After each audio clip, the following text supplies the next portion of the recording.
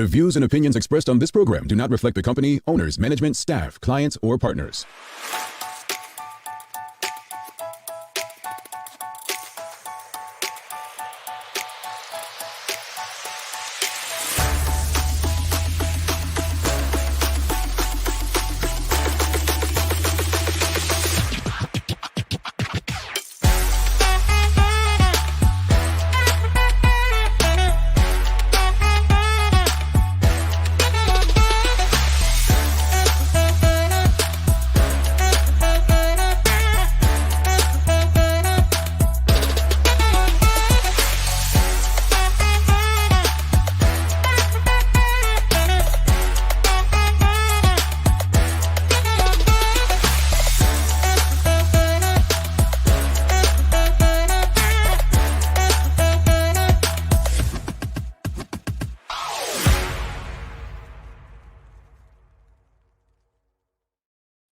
It's Thursday, the 21st day of March, 2024. Welcome to Bermuda's Daily Talk Show. It's the Daily Hour brought to you by the BAC Group of Companies, Medical House Lindos, and People's Pharmacy. I'm Jamel Hartman. She's Sancha Dorm. Good morning. Good morning. And Maya Palacio will be with us in a bit to bring you the latest in her news break brought to you by People's. Sister Sanch, since you were last here, Maddox, had a birthday that, a party we weren't invited to. And, you've been doing some things. I heard you learned how to make ice cream too. It's been a lot going on. I'm over here just killing this mom. What do they call them? Mompreneurs? Mompreneur? Okay. Mompreneurs. Mompreneur thing. Yes, Maddox turned 8 years old and had a whole community fun day. Man. Yes, and I am learning how to make ice cream. I have new staff at Nail Bar. I'm doing a lot. I can't believe Maddox is only 8. It seems like it's been around so much longer. Jamal, 8 is a very big number. Like when you get to 8, you're no longer like that little kid. You're officially like you're a kid, if that makes sense. Does he feel like, he's Asian? His mouth is aged. The things that come out of his mouth nowadays. He's very wise at a very young age. Very wise. Where he got that from? I don't know. Wisdom. It's the wisdom. We've got Suzanne Ingham says, "See Sim Day Jamal Sanchez. It's great to see you. Welcome back. Awesome day, Maya." What's See Sim Day mean? I don't know. Help us out, Suzanne. What's that mean? Maybe I need to be better at figuring this out. Greetings, everyone. Thanks for making us part of your daily routine. A good one today as we discuss the criteria. This is going to be a fun show. The criteria to run or enter politics in Bermuda. Like, we're going to be discussing how we can improve the criteria to enter politics in Bermuda. All right. The daily play is going to be, name that place. I think I have a question for you, Sandra. It's going to be a name that place. And audience, don't forget to subscribe on thedailyhour.com. Follow us on all of our social media channels to stay up to date with all that we have going on. Help us grow beyond the mic as we do our part to continue to improve our community. All right. Good morning to you, Mark Arthur C. Phillips. I love Indiana Jones hat, he says. What's that? I agree. When I logged on this morning and I saw you there, I said, "Oh, I'm loving the hat, Jamal." Thank you, Sister Sandra. Thank you. We appreciate you. Got to pull out a little style every now and then. Can't come looking, like I just rolled out of bed every day. I don't do that, folks. I'm really loving this new you. Like it's like this new energy. Yeah, when you remove some things from your life that you feel are holding you down, and you are able to express who you are and be who you are, and not have to feel like you're caged. Yeah, it's a good feeling. That's a good feeling. Congratulations. Yeah. Thank you. I appreciate you. You know what it's like. That's how you live. But let's get to today's conversation. There's a lot to discuss in such a short time, because I do have a flight to catch, folks. So we're going to be in and out today. and Sancha's a bit nervous about me making my flight. All right. So I hit Sancha up a couple of days ago. I said, Sancha, through this topic, and she's through yesterday's topic that we discussed. She's the one that gave us that about the rideshare. And I said, how about the criteria to enter in politics?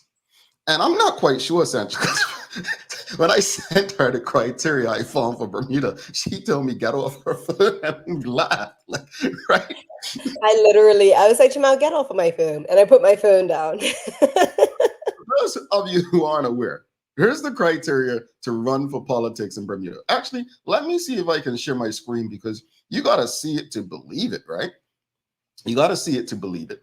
And I think what's going to surprise people, it's actually very consistent, as I'll share some other places as well. You probably can't see it, but as it reads right there, the criteria to run in a general election in Bermuda, the person must be Bermudian and over 21 years of age. All right. So there is age discrimination. They must be nominated for a constituency by 2 people who are registered in that constituency, and they must pay $250 to the accountant general. The deposit is returned if the candidate polls more than 1/8 of the votes cast. That's the criteria, folks.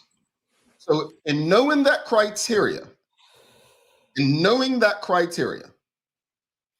the question of the morning is going to be, how can we improve the criteria for those wishing to enter politics in Bermuda? But knowing that criteria right there, do you agree with the current criteria for those interested in entering politics in Bermuda? Yes or no? Again, it's up on the screen. If it's too small to read, I'll just say it again. To run in a general election, the person must be Bermudian and over the age of 21. All right? Over 21 years of age. They must be nominated for a constituency by 2 people who are registered in that constituency, and they must pay $250 to the accountant general. That deposit is returned if the candidate polls more than 1/8 of the votes cast. All right, so that's the criteria. Based on that criteria, audience, based on that criteria we just shared, based on that criteria, do you agree with the current criteria for those interested in entering politics in Bermuda? Yes or no? Just a simple yes or no. You don't have to give any explanation, just a yes or no, Sancha.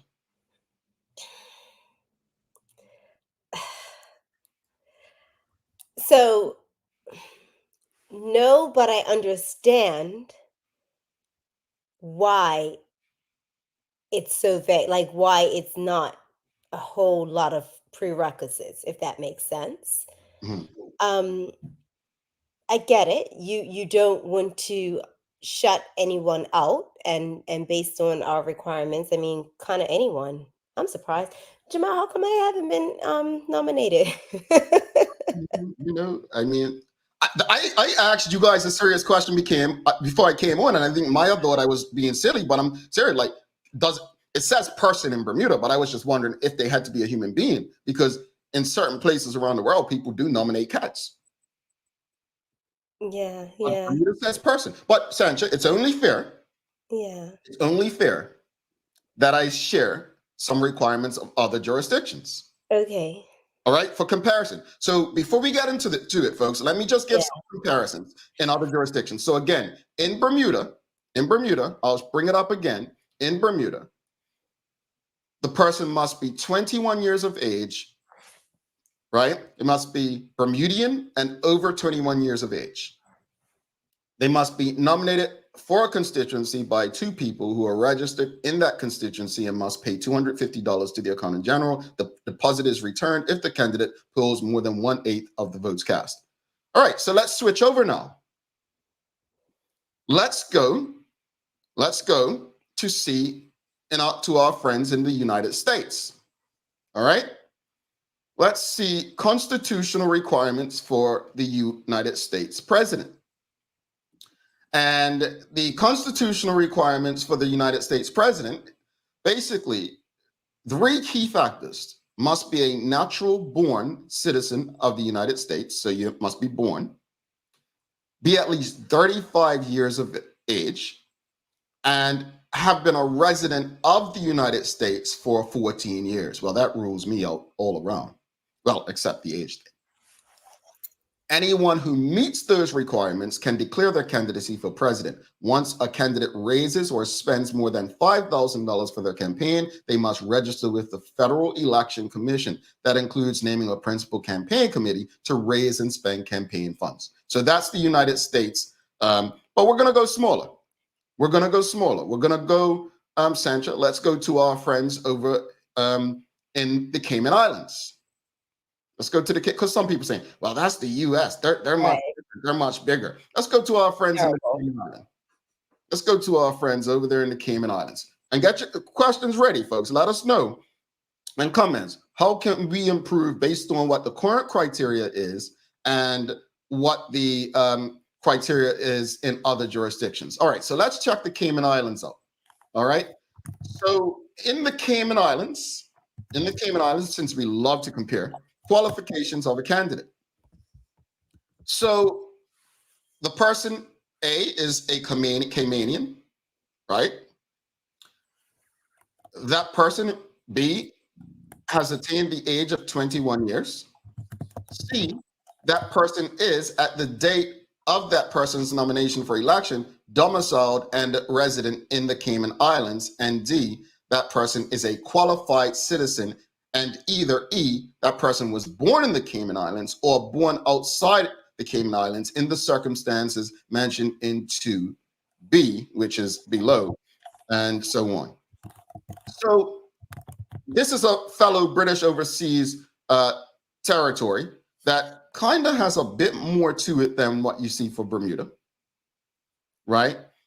This is key because I do believe Maya can confirm this, but this right here says, at the date of that person's nomination for election, possesses no other citizenship and is pursuing no claim to any other citizenship for which that person may be eligible. I do believe in Bermuda, I could be wrong, I do believe you cannot possess other citizenship in Bermuda. I do believe that is the case. You cannot possess, and I think that was a thing that came around when Dr. Ewart Brown was the premier. All right, so let's now go to the mother country. You know, the country no one wants to leave, the UK. Let's go to the mother country and see what the mother country says. All right, so we're going to check the UK, and then we can jump right into the conversation, folks. Jump right into it. All right, so let's see what's happening over in the UK to stand as an MP. All right, so in the UK, to stand as an MP, you need to be a British citizen, a citizen of the Republic of Ireland. Sorry, let me start at the top. To stand as a candidate in a UK parliamentary general election, you need to be at least 18 years old, which boggles the mind why you need to be 21 in Bermuda, which is just strange. And a British citizen, a citizen of the Republic of Ireland, a citizen of a Commonwealth country who does not require leave to enter or remain in the UK, or has indefinite leave to remain in the UK. Who is disqualified from standing as an MP? Certain groups of people are not allowed to stand. These include, this is kind of like Bermuda, members of police forces, member of armed forces, civil servants and judges, people who are the subject of bankruptcy restrictions order in England or Wales, or a debt relief restrictions order, people who have been adjudged bankrupt in Northern Ireland, people who have had their estate, what's that word, sequestrated or whatever in Scotland. All right. That's where we'll go. So we have all that information, Sancha. We have all of that information. The question of the morning, folks, yes or no, real quickly. Do you agree with the current criteria for those interested in entering politics in Bermuda? And then the question of the morning, based on all of that information, Bermuda versus what the UK requirements, Cayman Islands requirements, the United States requirements, how can we improve the criteria for those wishing to enter politics in Bermuda? All of that, let's go to the comments, and essentially I want to come to you because something tells me you're marinating something well. Sister Sherry says, Jamel and Sancha, get off my phone. So Sherry, you feel the criteria is just not there, and you get it. What's her name? And Nicole Hassel says, there is criteria with a question mark.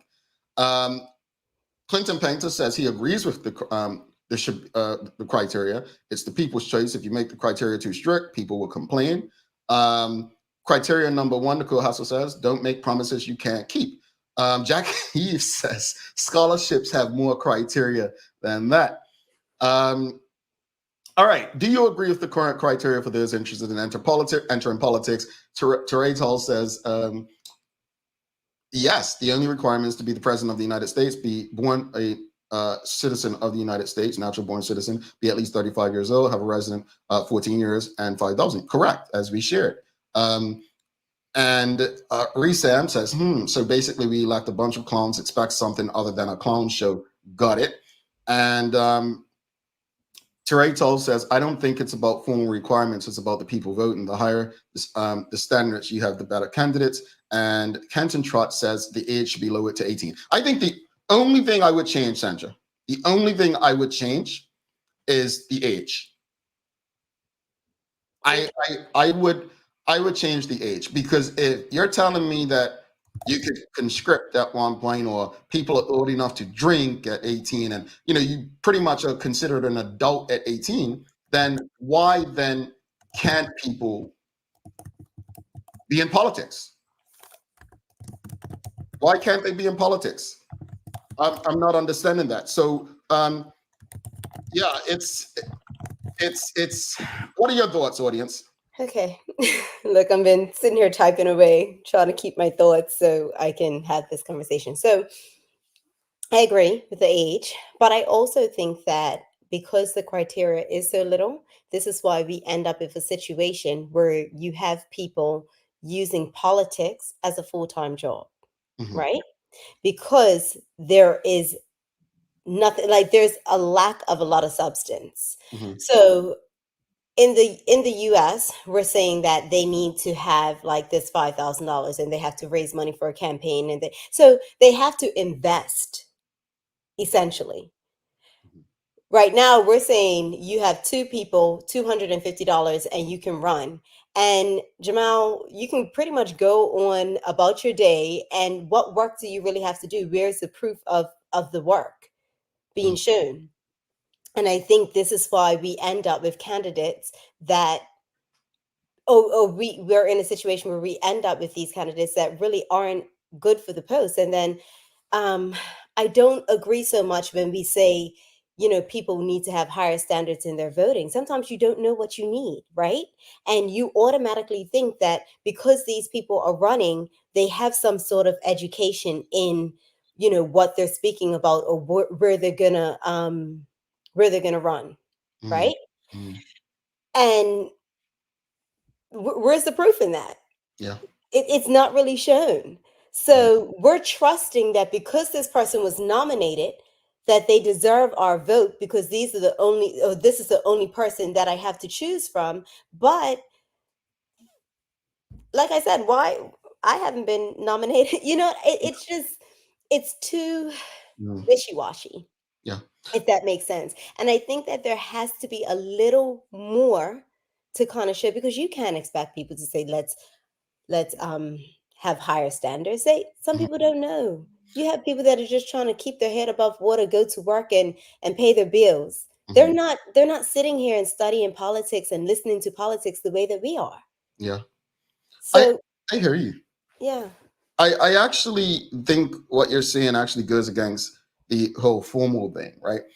Because while I agree with people who say, we don't want to make it too strict and keep people out, you also don't want to make it too free and have the quality of candidates that we have.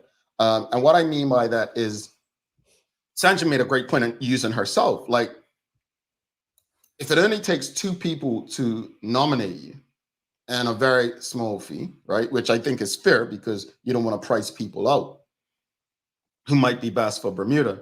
But I think we're not giving ourselves the best chance at this if it takes two people. Who are those two people in that constituency? Who are they? Right? So I think I understand all sides of the argument, but I think, I'm going to go to Clinton Painter. He says, yes, but the people get what they vote for. You get the leaders you deserve. I don't think anyone's disputing that. But if two people, of the worst kind, nominate someone of the worst kind, and that ends up being the only person on the ballot in that constituency. If you remember the last election, there were a couple of constituency where there was only one person there, where there was not even a vote. That's not democracy. Yeah. That's not democracy. I think we need a really, I say this all the time, we need a cultural shift, a cultural mindset shift. It's like when I tell people I'm not voting Joe Biden. Oh, so you're voting Trump. And if I was, I'm not, but the fact that we only scream those names because they're the ones that's put before us is a problem. We may actually get the leaders that we deserve, but we as a community, as Sancha's saying, we play a role in that as well. Don't act like these people are the people that we want to choose from. Now, let's say I do nominate, I'm in Sancha's constituency, and myself and Maya nominate her. She still has to decide whether she even wants to run and put up with it. Let's not make excuses for the lack of quality before us when it comes to politics, folks. Let's not do that. That's what I see. And that's why we have the government that we have. Not because we get the government we deserve. We get it because guess what? This is what it is. And we no longer exist in a space where we have a problem with something, we're going to change it. What do we do when we have a problem with something? We head to the nearest bar, drink and party with our friends. That's what we do as a community now. Yeah. We live for the next opportunity to drink and get plastered and smoke our heads out until the next time. And the funny thing is, most of us are drinking and partying with the very individuals who have voted in to fix what they've messed up. Think about that. Think about that. Yeah. What are your thoughts, though, folks? How can we improve the criteria for those wishing to enter politics? We've got Michael Daniels says the most important criteria is to have people who will vote for you. Traveling Trotty says, wondering why the refund? I wondered that too.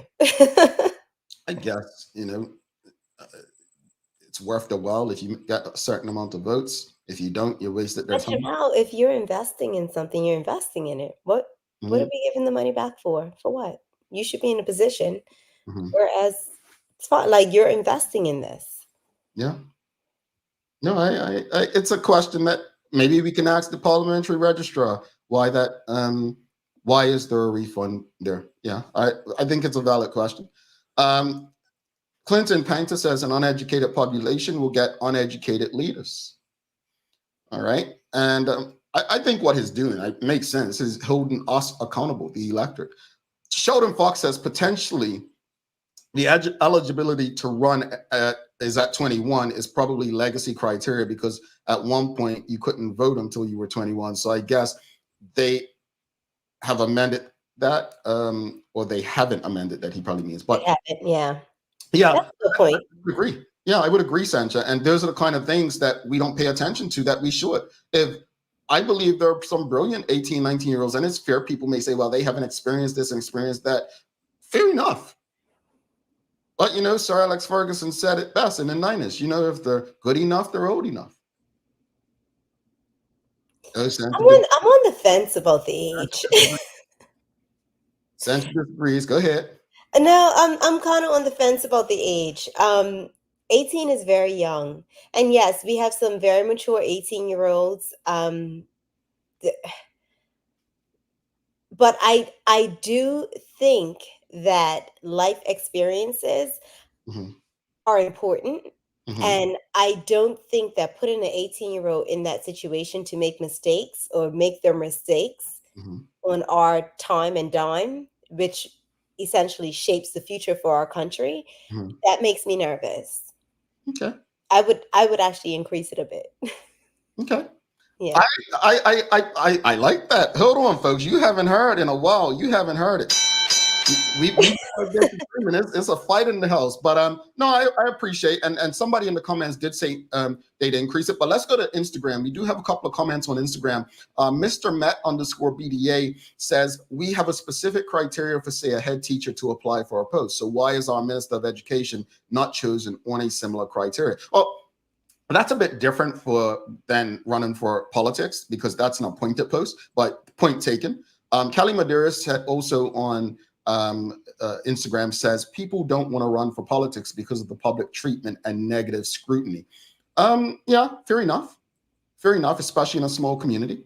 Again, question of the morning: how can we improve the criteria for those wishing to enter politics in Bermuda? Sean Smith says it should be against the law for businesses, should not penalize people who would to so. I'm sorry, folks. It's really hard to read with the errors, but I think what he's saying, it should be against the law for businesses who penalize people who want to do this service. I think that's what he's saying. Who want to run in politics. I think that's what he's saying. NTS says for MPs, it might be interesting requiring candidates to live in the constituency for a certain number of years. Could make candidates more relatable to local communities. What are your thoughts on that, Sandra? You think so? I think I agree. But Bermuda's so small. It is small, but or at least have that. Okay, so let's not say that they have to have lived there during that time. Mm-hmm. At least have a certain amount of time within that community. I agree with that. So if you think about it, if I go and I run in Warwick, I've never lived there. I don't know the community. I don't know the people. But I know in Somerset, like my family's from there. I can tell you some of the struggles and what I would want to do to make things better. So I agree with that. And I'm not saying that during that time of being nominated, you have to live there, but at some point in your life, I think it will be beneficial, because a lot of the times you look at it, the parties are placing people based on who they think will win and getting votes, not really who's good for that community. Yeah, I mean, I just would love us to eliminate some constituencies. There's no need for 36, but that's another show. To really get the best. Cherie Dill actually agrees with your earlier statement. She says, I would recommend an age increase. Yeah, she did recommend an increase the age. There's value in experience and maturity. 25 age minimum would be my preference. I am okay with the criteria outside of, I would increase the entrance fee and would require a credit check. Why an entrance fee though? I mean, you're eliminating people when you price people out of the market, right? Some of the most brilliant minds may not have the finances. I think that would be unfair. But let's say this: some of the most brilliant minds will have the support. Jamal, if you knew somebody had a brilliant mind, the same way people have to raise money for their campaign, someone is going to sponsor that and support that, and you will have the support behind that person. It's not just this person that's out there like, yes, what a run, here I am, right? So I'm not against that. Okay. All righty. Clinton Painter says it's already illegal for businesses to discriminate against people who want to serve. It's in the Employment Act. And I think Sir John has spoken about that quite a few times. He's been on the show about, companies encouraging or, international companies not wanting their people to get involved politically. He's spoken about that almost every time he's been on. Let's go through these last few comments before we bring Maya in. Suzanne Ingham says, yes, Sancha, I think the age should be higher. Majority of 28-year-olds are not mature enough. Neither is 21. I think a 35-year-old has had some experience to make a more solid decision and choice. Exactly, the choices aren't at all that grand. They may not be my choice. Clinton Penn said the requirements are probably 50 years old. 250 was a lot of money back then. Indeed, and thank you for pointing that out, Clinton Panther. That 250 was quite an expense some time ago. Teray Toll says, exactly, if you're good enough, you're old enough. Bermuda's old traditional mindset is also wrapped into the political mass. So I got someone on my side, Sancha. We got another one. Malachi Troy says, we have people in power who are messing up our country that are over 50. See, I don't like getting into the age thing. I don't like to get into the age thing. And the reason I don't like getting into the age thing, I got into this back and forth on Twitter last week. Good TDH member Kenton Trott had put something about all the presidents in the East End cricket clubs being under 45. And I think people, when we speak about age, we forget one thing. I'm 42, I think. Trust me, I think differently from probably 95% of 42-year-olds. And it's not an age thing. It's an ability to detach from all I've been taught and told. I don't think age is representative of intelligence. Yes, maybe experience, but there are people who have lived 28 years old that have more life experiences than me at 42. And me at 42 has more life experiences than someone at 52. I think when we bring age into it, we act as if it's this, I always said the late Laverne Furbert, she was big on young people respecting their elders. I said, I think that's BS. I don't think people should respect people simply because they've been on earth longer than someone else. I don't believe in that. I think we should respect people because they are human beings. Simple. So I get the age thing. I get why people think it should be increased or decreased. I simply think that it's a mindset. If someone, we've got to remember, David Bird is our youngest premier ever. That brother don't represent me. And I guarantee you, he don't represent many others my age. I come from a generation where my family were drinkers. They still hit a bar. My nana said in 1998 on a cruise, those folks you drink with in the bar ain't your friends, bruh. That guy's not your friend. But anyway, I digress. I just think we're losing it with the age thing. I think it's mindset, but I understand why the age thing is standing out to people. After Maya comes in, I'm gonna, on the other side of this, I'll kind of give you my feedback on. Well, even her, she's like the youngest 50-year-old I've ever met. But anyway, let's bring Maya in for the Daily Hour news break. Folks, after that, we'll continue the conversation because I want to hear what Sancho's got to say. Yeah.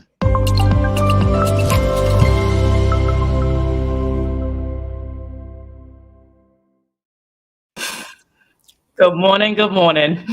MP, you heard Sancho calling you old just now? Anyway, Sancho, it's so nice to see you. I know. Since when I am on, normally it's Teo. Love Teo too, but I miss you, Maya. I heard your voice when I was like, Sancho. I was very excited. Jamal, I only have one question for you: is what's up with the hat? Oh, why are you hating on my hat, man? Just asking about it. I'm not impressed with my barber yesterday, so. Is that the real reason? Yeah, he cut me in the front. I have a cut right up. I'm serious. I'm so sorry. I guess I'm laughing. You see this? Yeah, it's pink right here. See, he cut me. Yeah. Thank you for showing us. He took off the hat. We're transparent on this show. No, I was just about to say we just share moments. You all right? Yeah. What you got in the news? Anything good for us? I got a bit in the news. I just want to add a comment about this discussion. Very interesting discussion indeed. And I really am enjoying the comments that are coming in because it gives you a lot to think about. I know we don't want to focus on the age thing, and rightfully so. Like, there's a lot more to consider than somebody's age when it comes to anything in life. Like, experience means a lot, and just everything encompassing that. But I was very intrigued about what age people thought people should actually be able to. And then even when Malachi made a statement, I was like, should there be a kick out age? Who knows? And those just the things that it's just fun to think about. So, but good morning, everyone. This is your Daily Hour News brought to you by the great people at People's Pharmacy. So, starting up your news this morning, we talked about it a bit yesterday on the show, but a little bit of insight into it. Minister Ferber added on about the introduction of the rideshare initiative, which intends to bring more transportation options to Bermuda and to the customers alike. So he says, quote, "This is new to Bermuda and can only be tested in real time with 150 permits to be made available. A 1-year pilot program will give us the opportunity to determine what works best, collecting necessary data and building the program to benefit of the public." Now, this initiative, he says, does require legislation. And when they come back to table it in May, that will be one of their main priorities. Now, to follow up about more on that, here are some of the additional highlights of ride sharing in Bermuda. You can see it on the screen there, but requiring a rideshare operator to secure a public service vehicle license means that the public can be assured that the operator has been vetted and is sustainable to be engaged in public transportation. That's one.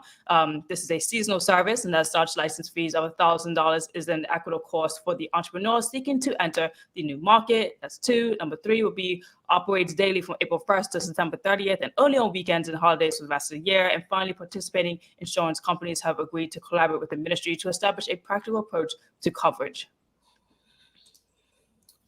Sandra?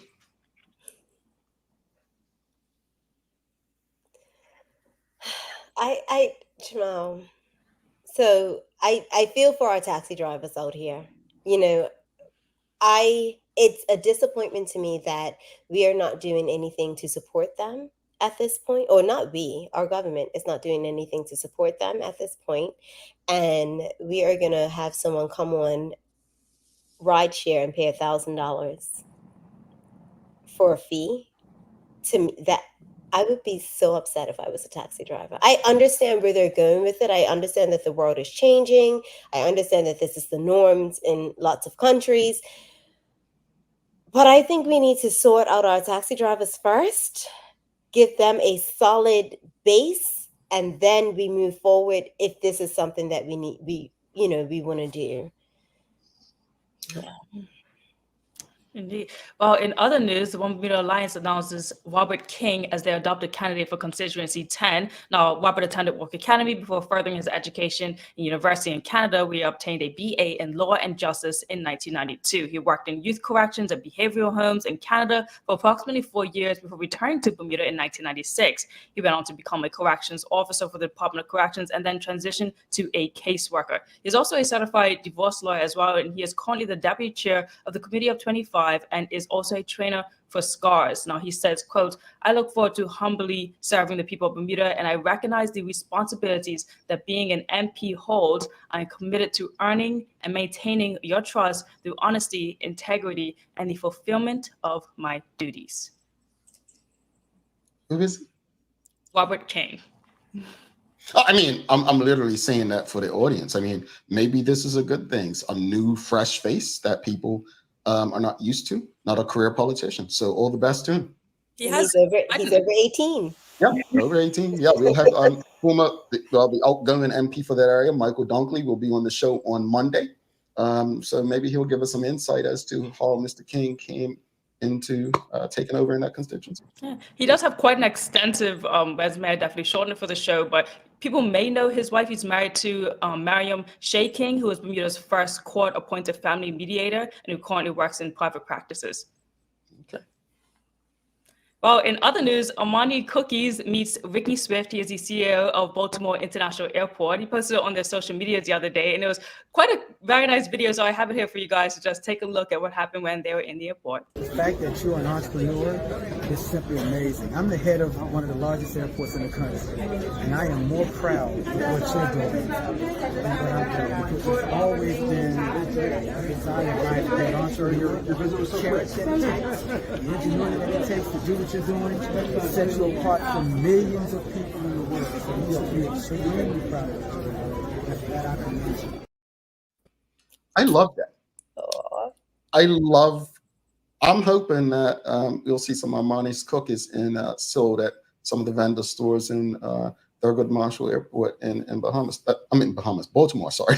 I absolutely love that. That was really cool. It was, yeah. Just gives you more like, speak up, tell your story, let people know and introduce yourself, because that was a really nice story. They also have some really amazing things going on right now, Armani's Cookies, so we'll be bringing that to the show in later news breaks as well, as I'll be discussing with them. Now, in other news, the US ATF is coming to Bermuda again for the second year, and we have our eyes on Dage Miners and Janai Parent Chief. They'll be competing as well in these games coming to Bermuda on April 28th. Be there to watch them for sure. They are Olympic hopefuls, and this will be a qualifying race day for them in order to make it to the Paris 2024 Olympic Games. Mm-hmm. This is my favorite event from the BTA. Yeah. Are you guys you both gonna go? I'm not gonna be here. No. I really want to come back home for that. I really want to come back home for that. So I'm gonna try my best to get home. Well, I'm happy that the BTA has extended a ticket or two, but I might have to get my wisdom teeth out. So I'm not quite sure. Yeah, I'm upset that I'm missing it. It's quite an event. I remember Yeah. going last year. It was amazing. I got that nice video of Dage where he spoke about his own experiences about having to like still work and still run and getting up at so many crazy hours, but not having the support, the sponsorship support to help him actually become that athlete that he wants to be. So it was quite interesting to hear that story. I do want to say this. The first year they had it, I feel like it was supported. It was a sold out event. It was a lot of people. We all went, right? Jamal, Yeah. we went Yeah. last year. When I looked in the stands, I was like, what is going on? Bermuda, this is an event that we really need to get out and support. Yeah, indeed. Now, you would have heard that I had an interview with Dara Alazade, and it's up on my website right now, the full thing. You saw a clip on the show the other day, but it is quite an interesting story. So if you want to hear more about rowing and what that entails for Dara and what the Olympics is going to be like for him and for maybe the other hopefuls, you definitely check that out on my website. Ready. And closing out tomorrow is going to be actually an art show. If you're looking for something to do on the island, it's free to attend. They're only asking for donations, but basically it's called The Canvas is Black. So the Canvas is Black art show will be put on tomorrow, Friday, at the Dojo Studio at the Old Berkeley, put on by Jasmine Simons and a partner, Kevon Seymour. So 16 Bermudan artists will have their work on display. It's a free event again, but they're asking for donations, and it starts at 6 p.m. All right. Thank you for that, Maya. How's the weather looking today? Well, the weather today says to be looking good, but I'll let Sandra look out her window as well. It's looking like a 68-degree day, but it's supposed to be sunny, maybe a little bit patchiness of clouds as well going on, but that's looking like a better day than it was yesterday. All righty. Thank you for that. How's the days of the year, Sanchez? How we looking? What you got? So I have 2 days that I feel like a fun one and an important one. So today is International Day for the Elimination of Racial Discrimination. Like that is very important, right? I feel like we work at these reasons why we have these conversations, or some of the conversations that we have, for that very reason, right? And the second one is National Crunchy Taco Day. Oh. I am a taco lover. Favorite food? Well, that brings the question. What's your favorite kind of taco, folks? What's your favorite taco, Maya? I don't mess with the crunchies, to be honest. I don't like that. They all fall apart. I get frustrated, but I love nachos. So maybe that. So you me tell you the secret to like the crunchy taco shell? You have to stack it backwards, right? So if you put everything down the bottom, like your lettuce, your tomato, everything on the bottom, and then the meat on top, it doesn't fall apart. See, you just learned something. I was thinking with the extra percentages of the brain like that. I like the soft taco myself, and my favorite taco is going to be anything with fish or shrimp in it. I'll go for them, but it's got to be soft taco, man. If it's a soft taco, it's a burrito. Yeah, no. I like soft tacos. Look, we've got another crunchy taco fan in his house. I'll take a burrito. All right, I've got a flight to catch, but I do have a joke for you before you go, Maya. Okay. Can I ask this though? Were you guys able to find the education series that I mentioned on the news the other day? If anyone's trying to look for it. I wanted to give a recap today. I could not find it. Maybe the education reform folks need to come into the 21st century and make sure it's available online or something. But maybe that would defeat the purpose as well, because they are doing it strategically in a space where people can't find it, right? Well, if anyone has been able to find it, my email's right there. Send me the link. All righty. Can I tell a joke now, please? Yes, please. All right, here we go. Here's your joke of the day, folks. Sancha, Maya, and audience. Why does the Statue of Liberty stand in New York Harbor?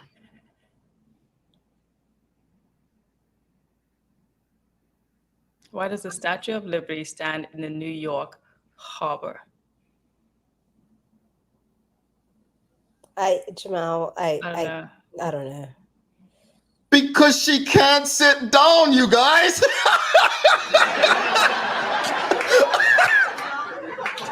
Thank you, Sancho. Because it's not funny, right? Because you wouldn't sit down in water anyway. Like, that's exactly like I just had a picture of someone sitting in the hallway. It just doesn't make sense. Jamal, how did that joke make sense? It's How not did it even logical. land? How did you pick? How She, did you pick that? I mean, she technically doesn't stand in the harbor either. She's on Alice Island, but okay. Maya, you have a wonderful day. All right. We're going to take a quick No, that was probably one of the worst ones you've done. Thank you, Sancha. tough crowd today, folks. Tough crowd. Tough crowd. Let's go to a break and come back because I still want to hear what Sancha has to say about the age thing. Maya, I'll see you soon. Bye. Bye.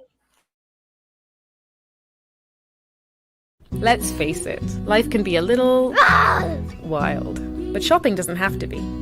I choose People's, so that whether it's a prescription that needs to be filled, a toy for my little terror, or a gift for a new addition to the family, we'll see about that. Everything's available in one convenient location. Some call it People's, I call it my one-stop shop in the city. People's, we're here for you.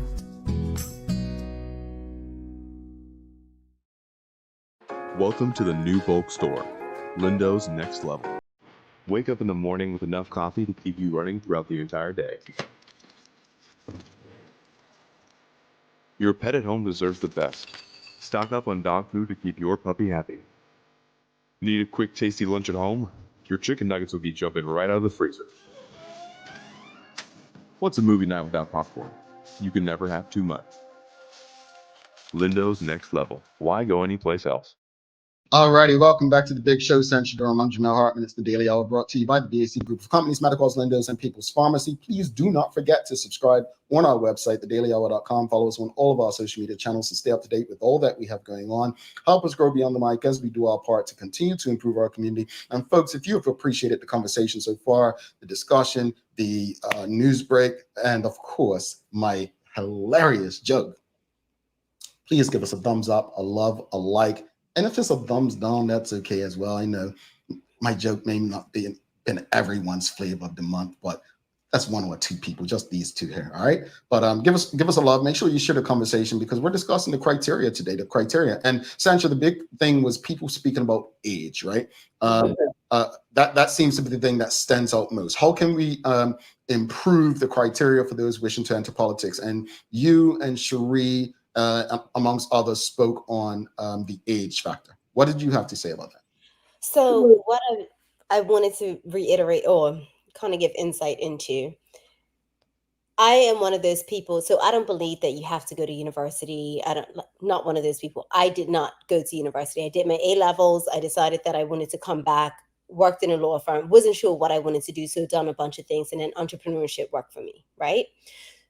But I spent a lot of years making those mistakes, and I paid for those mistakes with my own money. So the money that people would have spent going to university and learning, and I paid for that, my everyday with my money. When you have someone, when you come out of university, Jamal, normally they go into an internship. Mm-hmm. They're not just jumping into a role, into a position. You don't just jump to the CEO of a business, right? Or a company. You have a time of learning. At a young age of 18, 21, that's when you're either still paying and making those mistakes and learning about the world, or you're finishing at your early 20s, mid 20s, you're finishing university and you're using what you practiced. What you learned. You're practicing what you learned.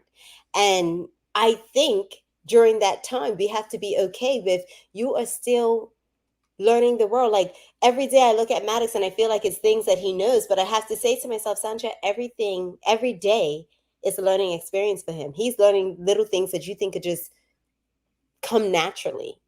So although I understand when people are saying, move the age to 18 or younger, or I get that, but I also think that we have to give people grace.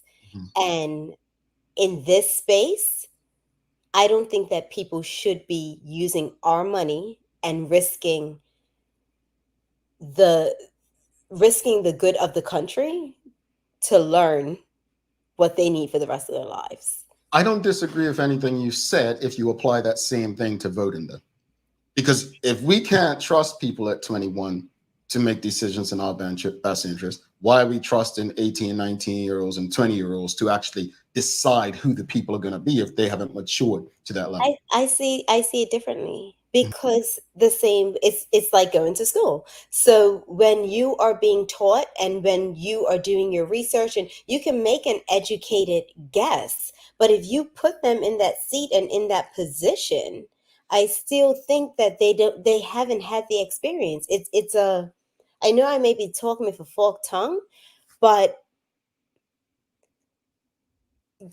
they're seeking knowledge. So I feel you can make an educated guess, but when you sit in that chair and you're making those decisions and you're making it based on no real life experiences, I'm not okay with that. Does everyone need to experience things on their own to learn? I mean, I try to learn from others, but I take your point, Sancha, and I take it because I think that at times, one of the problems we have is people learning on the job, right? Um, it is a risk for a country. I do take it. I just think that we have old on this too. And I'm not, going to be friendly with my words, but while I understand, 21, they haven't really experienced a lot. It goes back to something Sir John said. And it goes back to a piece of advice I was given by my cousin, who's the president of one of the unions in Bermuda. Establish yourself first before you get into politics, so that politics doesn't become all you know, or it becomes a job and this thing that, a career for you. That's not what it should be. It should be service for others. And so I would just say, as an age thing, I would encourage anyone who's interested in getting into politics, establish yourself first. We don't need any more David Burts. Trust me. But Jamal, in you saying that, I totally agree. Let's say we have this awesome 18-year-old that has come through in politics and is solid, then so I see that side of it. Their whole life is politics, and they understand it, and they've studied it and known it, and maybe, grown up in a political family, and they get it. But what percentage of people do we have like that? But I Right. agree. If you're establishing yourself, definitely. I want to ask this to the audience. Do you believe, based on this conversation, do you believe the age should be lowered from 21 to enter politics in Bermuda? Yes or no, audience, to end this? Just yes or no. Do you believe the age should be lowered to enter politics in Bermuda? I'm going to say, I believe anyone who's eligible to vote should be able to stand for politics. That's just my mindset. I don't care if that age is 20 to 25 or 30. If you're eligible to vote, you should be eligible to receive a vote. That's where I'm at. My answer is no. Van Ingram says no. She doesn't think the age should be lowered. NTS says yes. Polly Rich says no. Sean Smith says yes. So it's a split. It's 50-50. Clinton Painter says yes. If you can vote, you can run. That's my thought. If you can vote, you should be able to run. So it's okay. This is a good one. Keep them coming, audience. Keep them coming. What are your thoughts? Do you believe the age should be lowered from 21 to enter politics in Bermuda? Tarai Toll says, yes, I agree. I think it should be pegged to voter age. Okay. Keep them coming, audience. We're going to take our final break. We'll come back. And I love this. I love sparring with Sancha, folks. You don't understand.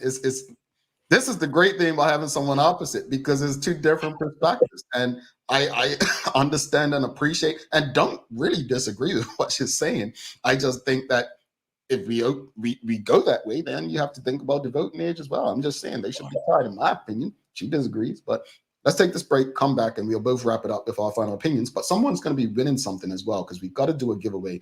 Jonah Cool was yesterday, and we'll pull out 2 winners today. So stay tuned. Someone's going to get this answer before Sancha, I hope. That's a difficult. Hi there, welcome to Medical House. We're located at number 6 Bakery Lane. I can't wait to show you all of the great stuff that we carry. Come on inside, let's see. Let's kick it off in the footwear department. When it comes to footwear, we carry functional, comfortable, orthopedic, and waterproof shoes.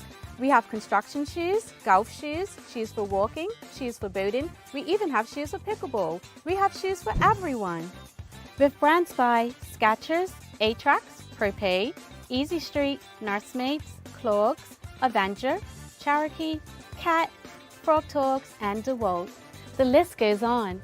Take a look at our workwear for construction workers and tradesmen. Durable, stretchable in all the right places and plenty of options for tools and accessories. Paired with our wide range of tough and comfortable footwear, you can't go wrong. Long days, long shifts, you no longer have to endure comfortable underwear.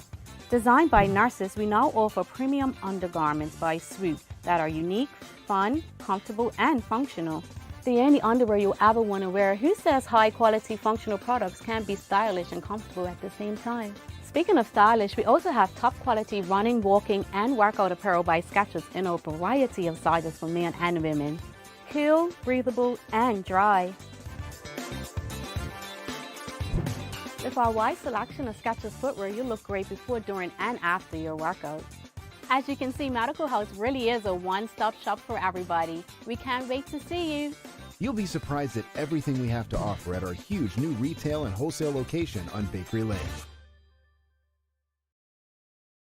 Alrighty, welcome back to the Big Show. Thanks again to the BAC Group of Companies, Medical House, Lindos, and People's Pharmacy for ensuring we can do this with you on a daily basis. If you haven't already, please give us a thumbs up, a love, a like. Make sure you share this conversation with your friends, your family, and your colleagues. It's time for the Daily Play, brought to you by Bermuda Trivia, now available at stores throughout Bermuda. Follow Bermuda Trivia on Facebook, Instagram, Twitter, and TikTok to find out why it's Bermuda's favorite trivia game. All right, Sancha, are you ready? I'm ready.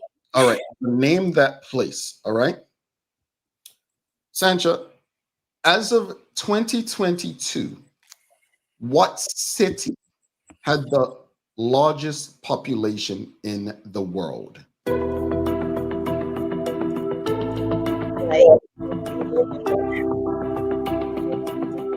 Did I get that right? What'd you say? Beijing.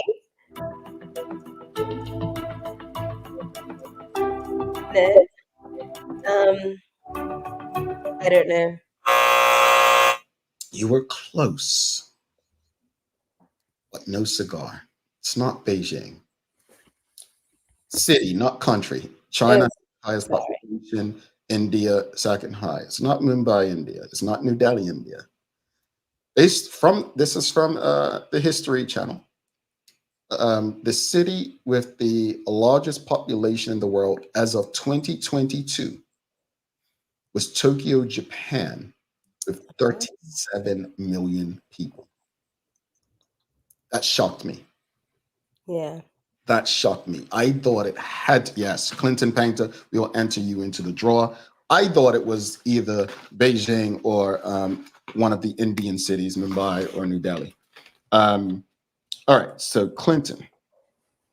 And while I'm doing this, Sister Sancha, let's give our final thoughts. What are your final thoughts on this morning's discussion about obviously I didn't know the age thing was going to be what took over the conversation, but final thoughts on this morning's discussion. I appreciated, us taking a minute to really sit back and think about the prerequisites of, being a member of parliament or just running in politics. I do think that Bermuda needs a little more. I understand why, it's very vague because we don't want to shut anyone out. But as I said earlier, I think this is the reason why we have people that make this a career, and it's not like they're doing for the community. It becomes their career and they're making decisions based on that and the money that they make. So I do think that it has to be a revamp. I don't know exactly what that looks like, but it's something that needs to be looked at. Indeed. Yeah. I'm grateful. I literally, I don't know what made me hit you up the other day and say, let's discuss this, but I'm grateful that we're able to have these conversations and we're able to honestly have different perspectives on it based on our own experiences, and not just our experiences, but our thought processes. And I don't believe either of us is right or wrong. I think there is a common ground in the discussion. And I hope that, people, Larry says it all the time, like, our concern is that we have these conversations on the daily hour and then they stop. We want you to take these conversations into your offices. We want you to take them to your family gatherings. We want them to take them to when your MPs come on your doorstep. We want you to have these conversations. They just can't be had with Sancha and myself or whoever's on the show that day. So I think while we were stuck on the age thing, there's so much more to consider. I was shocked no one mentioned criminal record. You feel me? Like, it's interesting. In some countries, you can't vote if you have a criminal record. But I know in some countries, you can definitely run with one. Think about this stuff. Yeah. All right, let's do this giveaway. Let's see who's it going to be. All right, here we go. Let's pick out first winner because we didn't do one last week. We've got Clinton Painter. Please send an email to engage@thedailyhour.com to collect your winnings. So Clinton just came in. He's a winner. Let's pick out the second one. Who's it going to be? Zane, someone who tuned in last week. Zane. So again, folks, you gotta send that email day of engage@thedailyhour.com to Zane. Congratulations. To Clinton, congratulations. They both first-time winners. Sanchi, you've got some daily inspiration for us before we head out? I do. You are not too old, too tired, or too anything. You're younger than your tomorrow, stronger than you realize, and wiser than you know. Don't give up before you even try. And that's from Morgan Freeman. I love that. Thank you. That's a way to go, folks. Please note there will be no live show tomorrow. We will be back on Monday with a live and engaging conversation. You will have your questions because it's about you. As we sit down with the milkman, the outgoing MP for constituency 10 and former premier of Bermuda, the Honorable Michael Dunkley. So no live show tomorrow, but we'll be back on Monday live with former premier of Bermuda, the Honorable Michael Dunkley. Alrighty. Please don't forget, in the meantime, to subscribe on our website, thedailyhour.com. Follow us on all of our social media channels to stay up to date with all that we have going on. Help us grow beyond the mic as we do our part to continue to improve our community. Thanks again to our partners, the BAC Group of Companies, Medical Walls Lindos, and People's Pharmacy for ensuring that we're able to do this with you on a daily basis. As always, we appreciate you, we love you, and we thank you for making us part of your daily routine. If all goes well, we'll be back to do this again with you on Monday. All right? She sent you, Durham. I'm Jamal Hartman. Please do make it a safe and a great weekend. We are out. Peace.